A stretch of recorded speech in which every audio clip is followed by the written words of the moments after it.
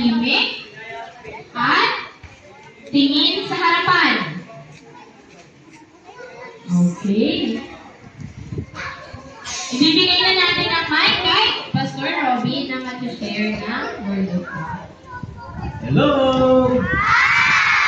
Hi! Okay, lahat ng batang nakikinig ng mabuti, pumalakpak ng dalawa. Okay, palakpak ng tatlo. Oh, very good. Taas ang kamay ng 10 to 12. Okay, taas ang kamay ng 7 to 9 years old. Siyempre, hindi pa uli ang 46 years old. Okay. Naalala niyo ba yung Wow Jesus Club natin? Ready? 1, 2, 3, go! 1, 2, 1, 2, 1, 2, 1, wow! Jesus! Tapos mo please, 1, 2, 3, go! 1, 2, 1, 2, 1, 2, 3, please, 1, 2, 3, go! Wow! Jesus! So, sabihin mo nga sa katabi mo, wow talaga si Jesus sa iyo, kapatid. Okay. So, naalala niyo ba ang announcement kanina ng mga teachers natin? Dahil yung araw na gawain natin dito, tuwing Sabado, 2nd and 4th Saturday ng buwan. No? Ngayong araw na to, anong araw? Sabado. Okay. At tanong ko lang sa inyo. Okay, yan. Sige, mga bata. Sino sa inyo rito ang nakakita ng Bible? O sino may Bible sa bahay? O yun, may dalawang Bible. Binabasa mo ba yung Bible? Minsan, nababasa. Okay. Totoo lang siya, no? Naging totoo lang siya sa sarili niya na minsan, binabasa ko po yung Bible. Eh, sino naman dito ang madalas nagbabasa ng Bible? Ayan. Okay, ay madalas nagbabasa ng Bible. Okay, ano ba ang Bible, mga bata? Okay, ito nga. Ano ba yung Bible, mga bata? Biblia, o? Kanina may narinig ako ulit siya dito na ano ang Bible? Salita ng Diyos. So, ibig sabihin, ang salita ng Diyos ay dapat ba natin basahin? Opo, kasi ang salita ng Diyos ay nagbibigay sa atin ng karunungan. Okay, sabi ni Kuya, karunungan tungkol sa ating Panginoon. Tama ko ba? Kapag ang Bible, mga bata, hindi natin binabasa, hindi natin kung ano yung mga nagawa.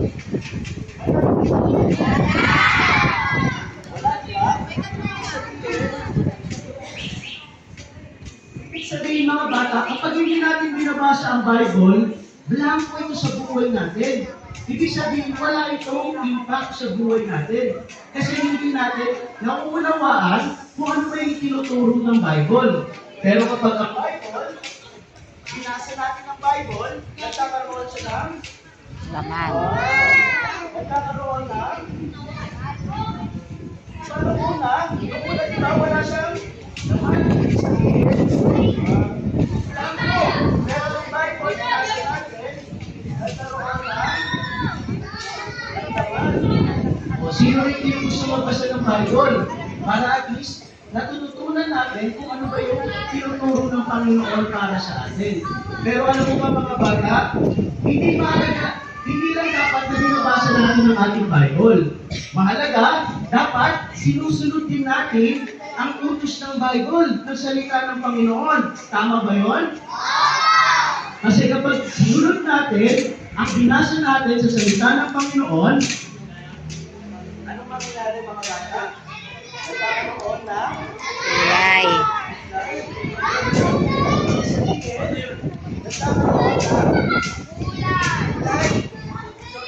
sabihin, from nothing, nung simula, di ba nung hindi nagbasa ng Bible, wala naman.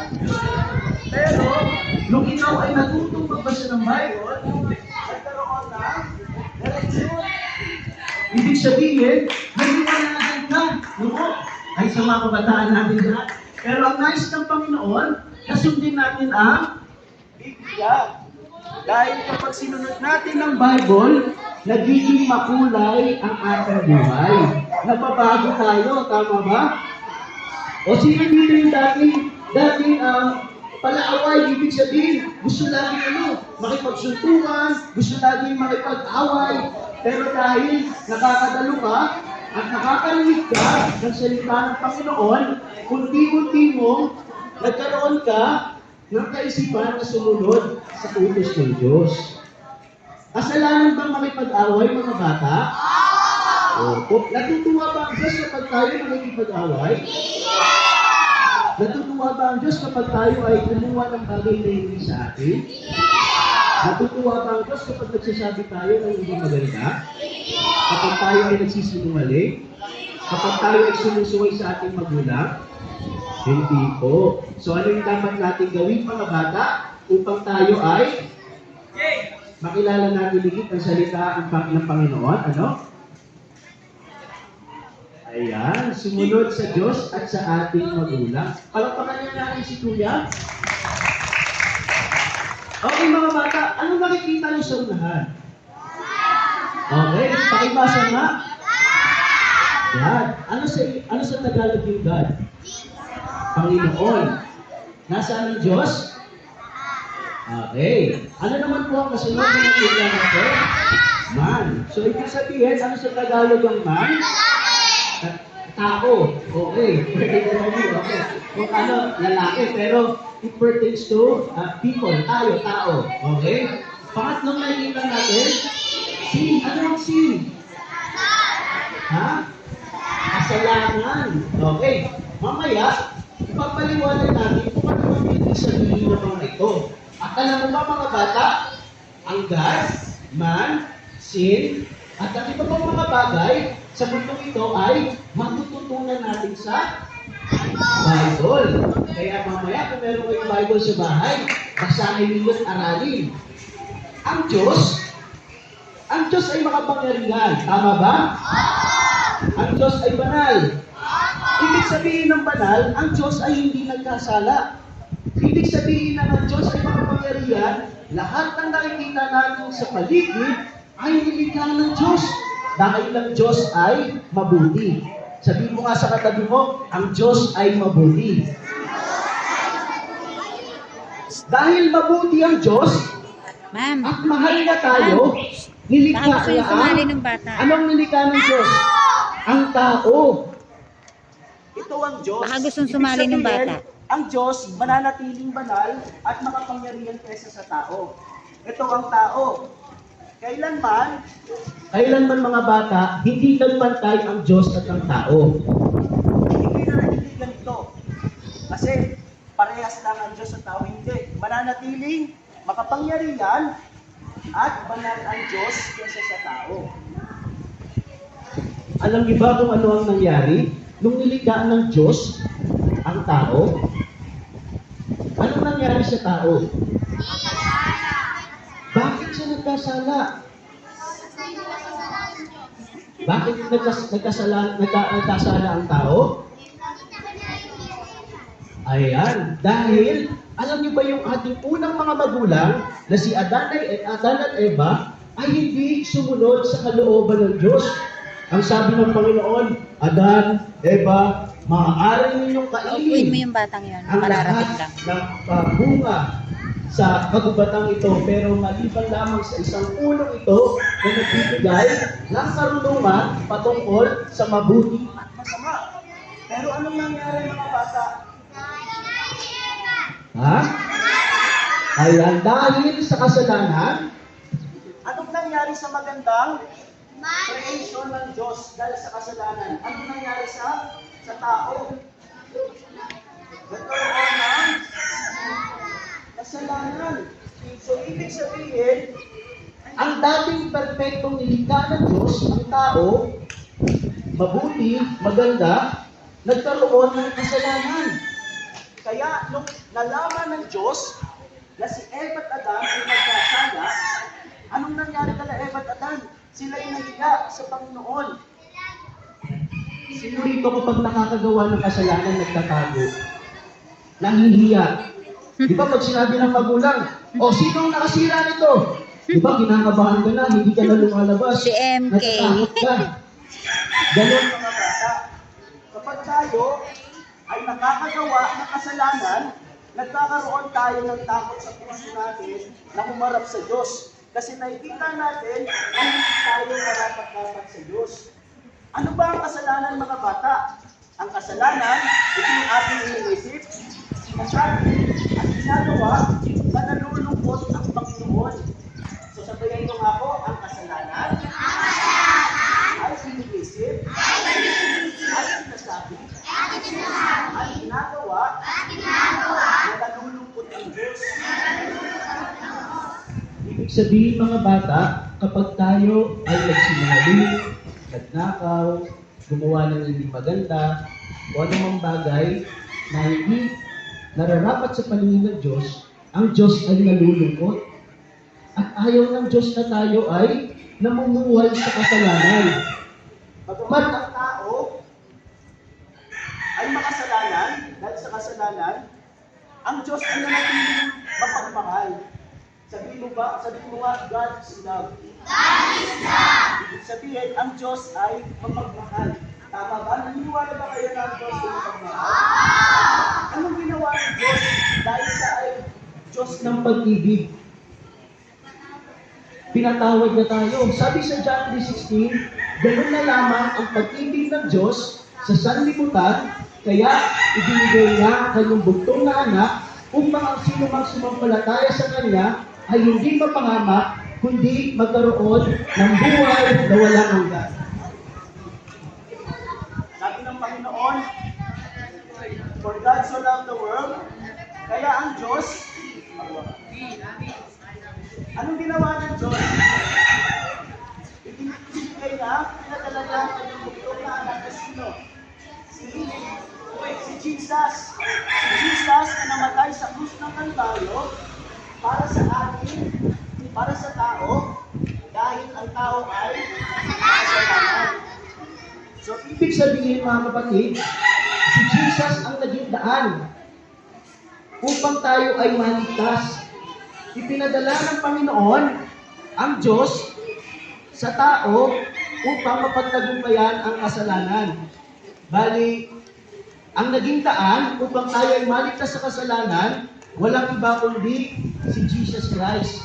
At dahil masagana ang habag at pag-ibig ng Diyos, ang sabi ng Diyos, ako ang magliligtas sa karumihan ng tao at sa kasalanan. Kaya, nung si Jesus ay ipinadala, anong nangyari sa kasalanan mga bata? Unti-unti, nabago, nalinis, dahil kay Jesus Christ. Dahil si Jesus Christ ay namatay sa krus ng Kalbaryo upang tayo ay maligtas. So mga bata, nakita niyo ba na nawala ang kasalanan? Kasi napagtagumpayan ni God ang lahat ng ito. At dahil ang tao ay makasalanan pa rin, nakita natin na ang Diyos ang kabayaran sa lahat ng kasalanan, at dahil sa masaganang biyaya at habag ng Diyos sa buhay natin, nakita natin na kahit ang tao na dating makasalanan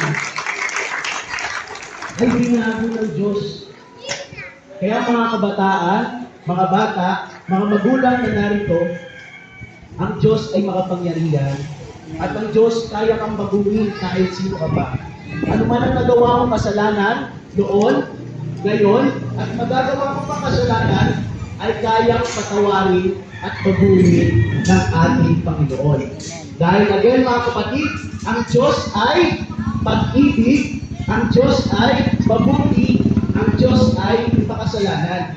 Pero meron isang bagay ang gusto ng Diyos na gawin natin. Diba? Kapag hindi tayo, pag gusto natin yung sarili natin, ang mag-ari sa buhay natin, gusto natin mabuhay sa kasalanan. Pero ang nais ng Panginoon, talikuran natin ang kasalanan. Sa pamamagitan ng pagkilala at pagtanggap sa Kanya bilang ating Panginoon at sariling tagapagligtas ng ating buhay. Mga bata, sino rin yung gustong baguhin ng Diyos ang buhay mo? Okay? Kung pwede mo ba akong sabayan sa maikling panalangin ito? Okay? Hinihiling ko na tayong lahat ay pumikit. Tayong lahat ay pumikit. At sabayan mo ako sa panalangin ito. Panginoon, sa oras na ito, ako'y nagpapasalamat sa dakilang pag-ibig mo at habag na ipinaranas mo sa akin. Panginoon, kinikilala ko po ang aking sarili na ako'y makasalanan at hindi karapat-dapat sa iyo. Panginoon, patawarin niyo po ako sa lahat ng aking kasalanan na nagawa sa iyo. Tulungan mo ko, baguhin mo ang buhay ko, at maghari ka sa buhay ko. Sa araw na ito, tinatanggap po kita bilang aking Panginoon at sariling tagapagligtas ng aking buhay. Maraming salamat po sa pangalan ni Jesus. Amen. Mga bata, ang pangako ng Panginoon sa John 1:12, ang sino mang kumilala sa akin at sumampalataya ay binibigyan ko ng kaparapatang maging anak ko. Kaya kung ikaw ay tunay na kumilala at sumampalataya sa ating Panginoon, tanggapin mo ang kaligtasan na ipinagkaloob ng Diyos sa atin. Lahat tayo ay makasalanan, sabi sa Romans 3:23. Ang lahat ng tao ay nagkasala at walang sino mang karapat-dapat sa paningin ng Panginoon. At alam mo ba ang kabayaran ng kasalanan? Kamatayan. Pero dahil tayo ay kumilala at tumanggap sa Panginoon bilang ating Panginoon at sariling tagapagligtas, at dahil kay Jesucristo na siyang namatay sa krus ng Kalbaryo at napagtagumpayan ng kasalanan sa tulong at biyaya ng ating Amang na nasa langit, nais ng Panginoon na tayo ay sumunod at mamuhay sa kalooban ng Diyos.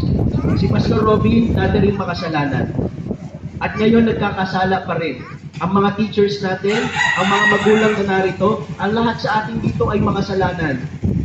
Pero sabi ng Panginoon, kung tayo daw hihingi ng kapatawaran sa lahat ng ating mga kasalanan, ang Diyos ay tapat na patatawarin tayo sa lahat ng mga ito.